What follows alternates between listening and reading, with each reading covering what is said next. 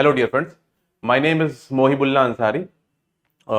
मैंने सीएससी 2020 में यूपीएससी का अटेम्प्ट दिया, जो कि मेरा 5th अटेम्प्ट था, और आईपीएस 2021 बैच में मैंने ज्वाइन किया। मैंने पहले अटेम्प्ट में इंटरव्यू दिया था, दूसरे में इंटरव्यू में फेल हुआ, दूसरे में मैं मेंस में फेल हुआ, तीसरे में मैं प्रीलिम्स में फेल हुआ, एंड फिर फोर्थ में फिर प्रीलिम्स में फेल हुआ, एंड देन 5th में मैंने क्वालिफाई किया। इससे आप समझ सकते हैं कि मेरी जर्नी काफ़ी लंबी रही है। मैं यूपीएससी के हर स्टेज पे फेल हुआ हूँ और यूपीएससी के हर स्टेज को मैंने पास भी किया है। तो इसलिए मैं यहाँ पे आया हूँ अपनी जर्नी शेयर करने के बारे में, बहुत बेसिक चीज़ों के बारे में बताने के लिए, जो बहुत बेसिक डाउट्स हैं जो इस प्लेटफॉर्म ने मुझे प्रोवाइड किया कि बच्चे कुछ लोग बहुत परेशान होते हैं, यूपीएससी की जर्नी में पूरा अपना जीवन दे देते हैं, बट देन ऑल्सो कभी कभी आउटपुट नहीं आता। तो बेसिक प्रॉब्लम्स कहाँ पे रहती हैं, इस चीज़ को हम एड्रेस करने की कोशिश करेंगे। तो कुछ क्वेश्चंस आए हैं जो इन्होंने बोला कि जिस प्लेटफॉर्म ने मुझसे कहा कि आप जो है सर उस क्वेश्चंस को बेसिकली एड्रेस कर दीजिए। तो इस सवाल में जैसे कुछ लोगों ने पूछा है कि राइट टाइम क्या है प्रिपरेशन स्टार्ट करने का, और क्या वो स्कूल के 12th के जस्ट बाद है, क्या ये वो कॉलेज के जस्ट बाद है, या कॉलेज के स्टार्टिंग में है, मिड कॉलेज में है, या आफ्टर जॉब है। सी, इसका ना कोई एक जवाब नहीं है कि आप जो है जॉब के पहले शुरू कर दें, कॉलेज के बाद शुरू कर दें, या जॉब के बाद शुरू करें। ये बहुत चीजों पर डिपेंड करता है, इसे बहुत सारे कैलकुलेशन चाहिए। एग्जाम्पल, जरूरी नहीं कि जैसे सबकी फाइनेंशियल कंडीशन सेम हो, कुछ लोगों की फाइनेंशियल कंडीशन उतनी अच्छी नहीं होगी, मे बी हो सकता है। तो हो सकता है कि आप एक जॉब ले लें, पार्ट टाइम जॉब, कॉलेज करें अपना, and then part time job लें, एंड देन जॉब के साथ आप प्रिपरेशन स्टार्ट करें। बहुत लोग कॉलेज में भी कुछ कुछ पार्ट टाइम जॉब करते हैं, कुछ पैसे कमाते हैं, वहां फिर सर्वाइव करते हैं। हो सकता है आप कॉलेज भी करें, जॉब भी करें और प्रिपरेशन भी करें, ये पॉसिबल हो सकता है ना हो। तो इसके लिए क्या सॉल्यूशन है, तो इसके लिए आपका डिपेंड करता है, आप सारे अपने बैकग्राउंड को, अपने फाइनेंशियल कंडीशंस को देखें, अपने क्या आप कितना चाहते हैं यूपीएससी के बारे में, क्योंकि यूपीएससी एक रिस्की जर्नी है। क्या आप उतना रिस्क लेने को तैयार हैं? बहुत लोग चाहते हैं कि अगर 1 साल हम जॉब कर लेते हैं, उस 1 साल जॉब करने की वजह से आपको एक जॉब सिक्योरिटी मिल जाएगी, जॉब एक्सपीरियंस मिल जाएगा, जिससे अगर यूपीएससी नहीं भी हुआ तो बाद में आप जॉब कर सकते हैं। मेरा मानना है कि आप यूपीएससी को कितना करना चाहते हैं, वो बहुत इंपॉर्टेंट क्वेश्चन है। कितने हद तक चाहते हैं कि भाई ये मेरा होना ही चाहिए। इसके लिए बहुत लोग क्या करते हैं कि स्कूल के जस्ट बाद जब कॉलेज जाते हैं तो प्रिपरेशन स्टार्ट कर देते हैं। मेरे कुछ फ्रेंड्स थे, बहुत बार ऐसा होता है, जो लोग फर्स्ट अटेम्प्ट में क्वालिफाई करते हैं, आपको शायद उनके बारे में ना पता हो, बट मोस्ट ऑफ देम वो बहुत पहले से प्रिपरेशन कर रहे होते हैं। बहुत लोग स्कूल से ही प्रिपरेशन शुरू कर देते हैं। बट मेरा मानना है, एक चीज मैं बहुत इंपॉर्टेंट चीज कहना चाहूंगा, कि स्कूल में प्रिपरेशन नहीं स्टार्ट करें। एटलीस्ट 12th तक आप अच्छे से पढ़ाई करें, अपने 10th एकदम अच्छे से बोर्ड्स को दें, 12th एकदम अच्छे से दें, और 12th में आप जो है करने के बाद आप एक अच्छे कॉलेज में एडमिशन लें। एक कॉलेज में, अच्छे कॉलेज में एडमिशन लेना बहुत बहुत इंपॉर्टेंट है। क्यों इंपॉर्टेंट है? क्योंकि एक अच्छा कॉलेज आपको एक अच्छा प्लेटफॉर्म देता है। सी, हो सकता है आप किसी बहुत, इंडिया में रैंकिंग आती है, जो बहुत ऊपर की रैंकिंग के कॉलेज में एडमिशन लेंगे और बहुत नीचे की रैंकिंग में एडमिशन लेंगे, उसमें एक अंतर पाएंगे। अंतर यह है कि एम्बिशन का अंतर है। जो टॉप कॉलेजेस में होते हैं उनके एम्बिशंस ज्यादा होते हैं। आप देखेंगे बहुत सारे स्टार्टअप्स ये टॉप कॉलेजेस के स्टूडेंट्स को ही बिलोंग करता है। ऐसा क्यों है? ऐसा इसलिए है क्योंकि वहां के बच्चों को एक एम्बिशन है, वहां के एक एलुमनाई स्ट्रक्चर है, उनसे उनको मोटिवेशन मिलता है। तो एक अच्छे कॉलेज में एडमिशन ले। लेकिन अब जब आप कॉलेज में चले गए, तब आप प्रिपरेशन कभी भी स्टार्ट कर सकते हैं, बट कभी भी कॉलेज के एजुकेशन या कॉलेज स्टडीज को साइडलाइन नहीं करें। यूपीएससी प्रिपरेशन आपकी सेकेंडरी होनी चाहिए, कॉलेज आपकी प्राइमरी होनी चाहिए। प्लीज कॉलेज को कॉम्प्रोमाइज ना करें। बहुत लोग अपने मिसगाइड करेंगे कि आप कॉलेज को इग्नोर कर दें और आप प्रिपरेशन पे ध्यान दें। ऐसा ना करें। क्या पता आपका अगर यूपीएससी नहीं होगा तो क्या आप कॉलेज से भी कुछ लेकर नहीं जाएंगे। एटलीस्ट कॉलेज जिस समय पे आप जो चीज पढ़ रहे हैं वो आपकी प्राइमरी चीज होनी चाहिए। तो स्कूल में प्रिपरेशन स्टार्ट ना करें, 11th 12th अच्छे से दें, कॉलेज में जाएं, और कॉलेज में आपके पास 4 साल होता है। 4 साल स्लोली आप थोड़ा थोड़ा प्रिपरेशन स्टार्ट करें, और 4th ईयर के एंड में आप अपना अटेम्प्ट दे सकते हैं। इससे क्या फायदा होगा कि आपकी कॉलेज में भी अच्छी बॉन्डिंग भी दोस्तों में बन जाएगी, कॉलेज की पढ़ाई भी अच्छी हो जाएगी, और 4 साल बहुत सफिशियंट होता है एक अटेम्प्ट देने के लिए। 4 साल आप अच्छे से एक अटेम्प्ट दें, और पहला अटेम्प्ट अपना बेस्ट अटेम्प्ट बनाएं। पहले अटेम्प्ट जो होता है वो बेस्ट अटेम्प्ट होता है प्रिपरेशन में इनटेक करने के लिए। ठीक है? और सेकंड थर्ड अटेम्प्ट होता है बेस्ट आउटपुट के लिए। देखिए ऑन एन एवरेज तो 4 3 4 अटेम्प्ट लग जाते हैं, पर ऐसा नहीं कि आप 4 अटेम्प्ट लें। आप अगर पहले ईयर से शुरू कर रहे हैं प्रिपरेशन, तो 4 साल बहुत एक अच्छा प्रिपरेशन बनाने के लिए, एक अच्छा प्लेटफॉर्म बनाने के लिए, एग्जाम देने के लिए। तो कॉलेज में आप स्टार्ट कर सकते हैं, लेकिन हो सकता है किसी रीजन से आपने कॉलेज में स्टार्ट नहीं किया, तो आप जॉब में भी स्टार्ट कर सकते हैं। और नॉट एन इश्यू, जॉब में भी बहुत लोग हैं जो कि सर्विस जॉब कर, मुझे लगता है 30-40% लोग वर्क एक्सपीरियंस लेने के बाद आते हैं, तो वो भी आप कर सकते हैं। देखिए इस क्वेश्चन का कोई जवाब नहीं हो सकता, ठीक है, पर मैं अपना जरूर बताऊंगा मैं कितने घंटे पढ़ता था। मैं अपने पहले अटेम्प्ट में 12-13 घंटे पढ़ता था, अगले अटेम्प्ट में वो कम हो गया, 8 9 10 हो गए होंगे। उसके बाद वो धीरे धीरे फिफ्थ अटेम्प्ट आते आते जब मेरा सिलेक्शन हुआ, मैं 6 से 7 घंटे ही पढ़ पाता था। जैसे जैसे जैसे आपकी एज होगी वैसे वैसे आपके कमर में दर्द बढ़ेगा, वैसे वैसे मोटिवेशन भी कम होगा।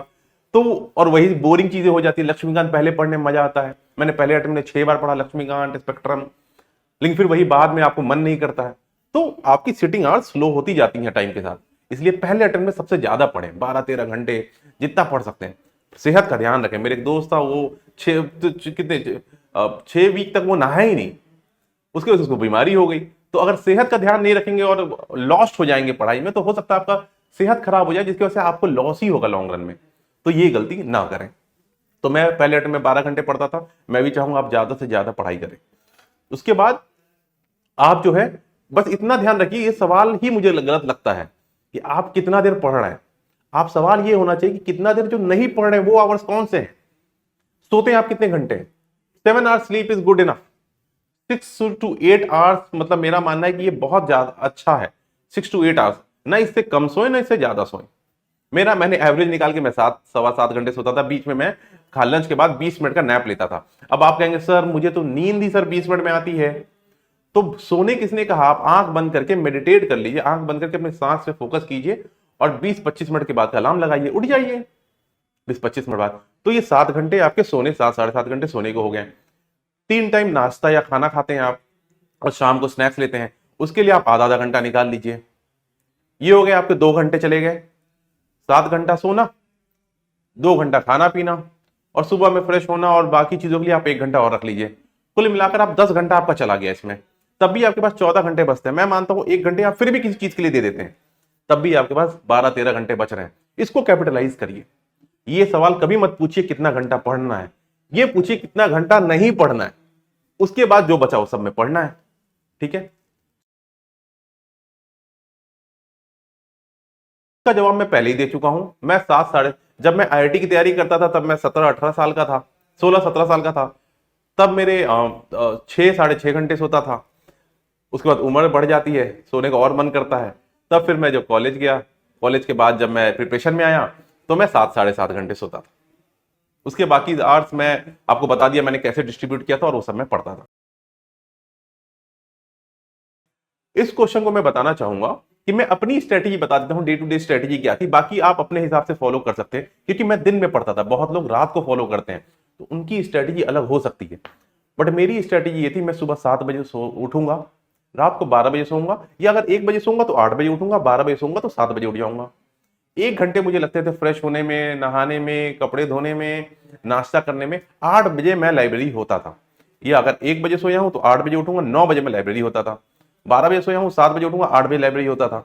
11 बजे सो गया तो 6 बजे उठूंगा, 7 बजे मैं लाइब्रेरी होता था। ये करने के बाद मैं लाइब्रेरी में 3-4 घंटे की सिटिंग करता था। मान लीजिए मैं 8 घंटे पढ़ने बैठा, 11 बजे तक मैंने पढ़ाई करी 3 घंटे। 11 बजे पढ़ने के बाद मैंने मान लीजिए कोई एक सब्जेक्ट उठा लिया, करंट अफेयर्स पढ़ लिया या स्टैटिक पढ़ लिया या टेस्ट लगा लिया। कोई एक लॉट में मैं एक ही चीज करता था। ये पहला लॉट है 8 से 11 का। फिर मैं चाय वाय पीऊंगा 11:30 तक। फिर मैं 2 घंटे की सिटिंग करूंगा, इसमें कोई एक चीज कर ली, जैसे टेस्ट दे दिया 1.5 घंटे में और आधे घंटे 45 मिनट रिवाइज कर लिया। 1:30 बजे मैं या पौने 2 बजे खाना खाने गया, 2 बजे से खाना खा के आधे घंटे खाना खाया और 20-25 मिनट नैप लिए, मतलब 1 घंटे ऑलमोस्ट। 2:30 बजे से 3:30 हो गया।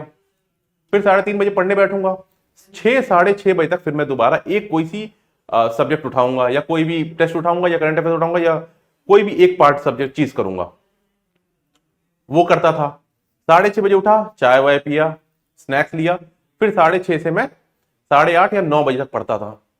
वो हो गया। फिर मतलब 7 बजे से ऑलमोस्ट ये 2-2.5 घंटे की फिर सिटिंग हो गई। और 9 बजे से 10 बजे तक खाना खाया और फिर 10 बजे से फिर 12 बजे तक पढ़ा या 11:30 तक पढ़ा। और 1.5 घंटे में फिर कुछ एक और लॉट निकालता था कोई भी एक सब्जेक्ट का, और फिर वो पढ़ के खत्म कर देता था, और फिर अपना 12 बजे में अपना फ्रेश होकर सोने चला जाता था। ये मेरी दिन भर की शेड्यूल है।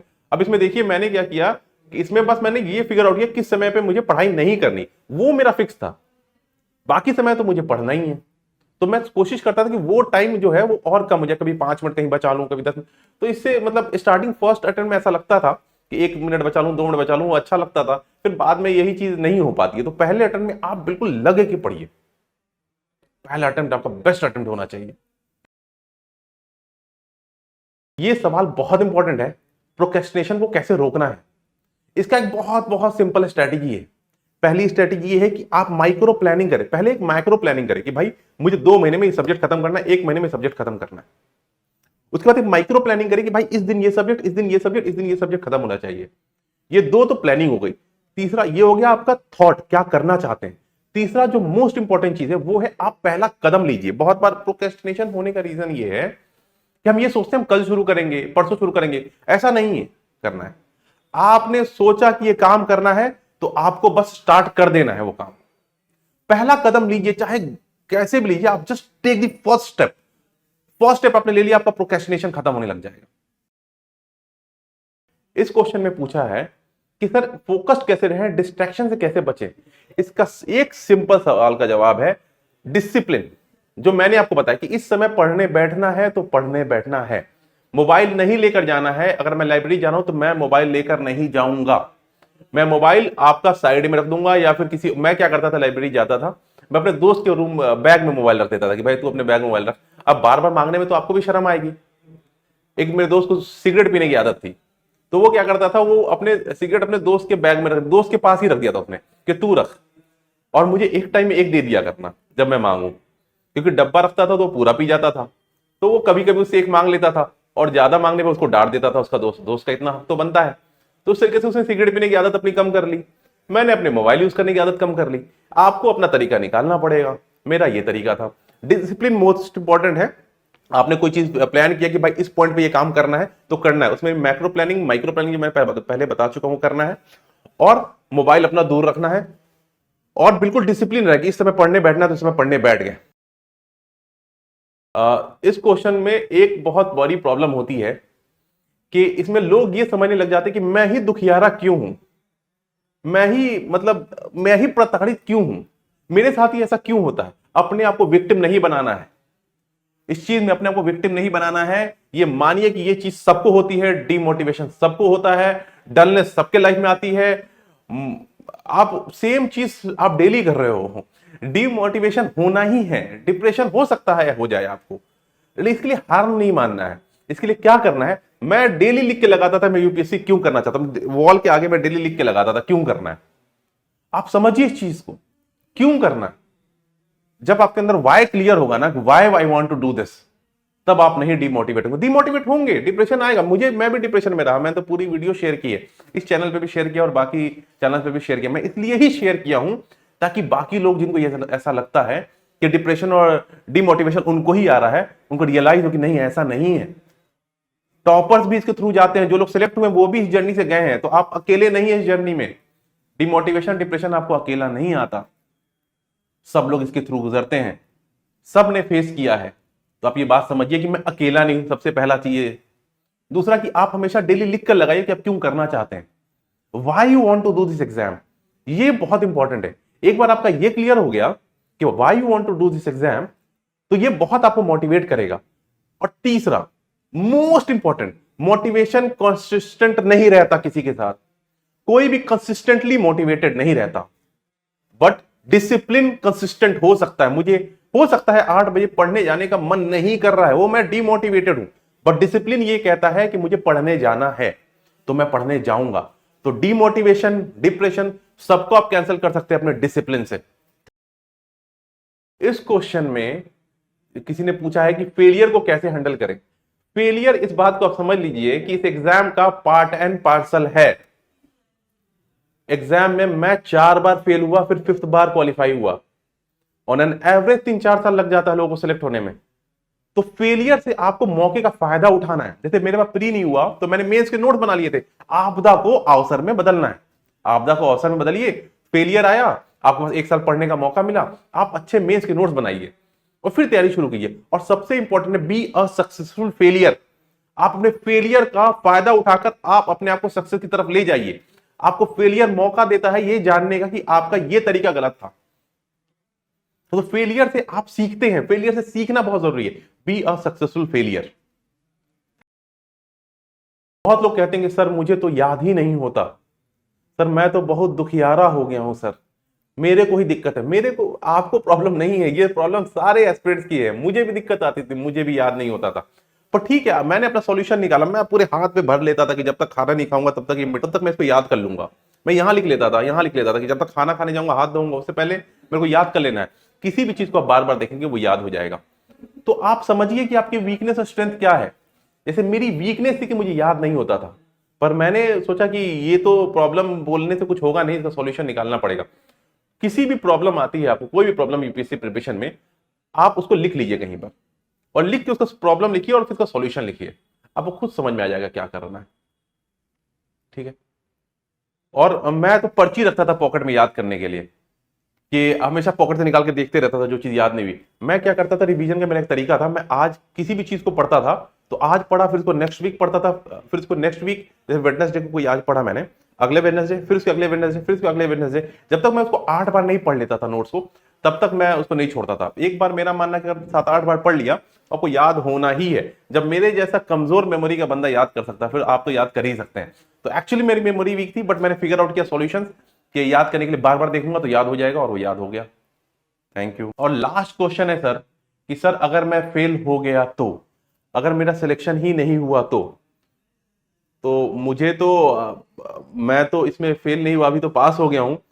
बट एक बात याद रखिएगा कि अगर आपने यूपीएससी की प्रिपरेशन की है और आपका नॉलेज है, तो आप बर्बाद कभी नहीं होंगे। I have never seen any person who has worked hard in for UPSC and fail to do anything. ऐसा नहीं होगा, वो कुछ ना कुछ लाइफ में कर ही लेगा। ये मेरा पर्सनल, क्योंकि उसको ना आदत हो जाती है घिसने की, काम करने की। तो यूपीएससी ने, जिस बंदे ने मेहनत की है, वो कभी बर्बाद नहीं होगा। I have seen many examples, चाहे वो प्राइवेट सेक्टर में हो या कहीं पे भी, वो बहुत अपना स्टार्टअप किया, अपनी इंस्टीट्यूट ही चला रहे हैं, पढ़ा रहे हैं। बहुत लोग ऐसे हैं जो बहुत अच्छा काम कर रहे हैं, बहुत अच्छा। सोसाइटी की मदद, आप सोसाइटी की मदद करना चाहते हैं, आप सोसाइटी की मदद के बहुत ऑप्शंस खुल जाएंगे। यूपीएससी की प्रिपरेशन के बाद आपको पता लग जाता है और क्या एवेन्यूज हैं, दिमाग खुल जाता है। तो ये बहुत बड़ा बेनिफिट है यूपीएससी का। You can never be a failure if you have worked hard for UPSC. It is even glorious to fail UPSC, trust me. आपको बहुत सारे ऑप्शंस खुल जाते हैं, बहुत नॉलेज आ जाता है, आपको मल्टीपल एवेन्यूज खुल जाते हैं जहां आप जाकर बहुत कुछ अच्छा कर सकते हैं। तो हार मत मानिए, लगे रहिए। हो सकता है यूपीएससी में आप फेल हो जाए, लेकिन लाइफ में आप जरूर जीत जाएंगे अगर आप मेहनत करेंगे तो। Thank you.